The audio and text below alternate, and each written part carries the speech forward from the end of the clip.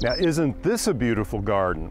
You might think I'm standing somewhere in a cottage garden in England, but this is actually in America, but has very much the romantic feel of an English cottage garden. Now, what makes this work are several things. One, I love this soft curved path that you come along. As you come around, more and more of the garden is revealed. Of course, these beautiful arbors help support the roses, and there are 5 of those that carry you down this series of steps. These are made of copper tubing.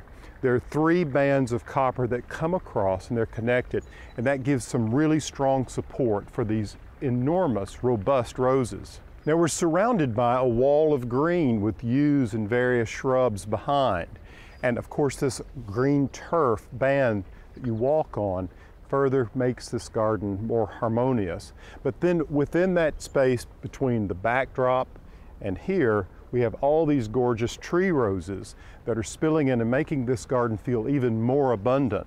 And then if you look along the border, you can see that there's catnip or Nepeta, and it creates a continuum all the way up. And there are other bedfellows or companions in this you can see, such as the Campanula. And then there's this Lychnis coronaria with its intense magenta blooms.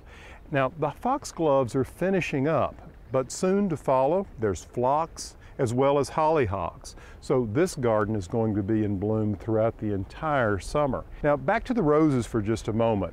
What they have here is a wonderful range of antique all the way up to many of the new hybrid roses. They're in tree form, climbers of course, as well as shrub roses, and the aroma here is incredible.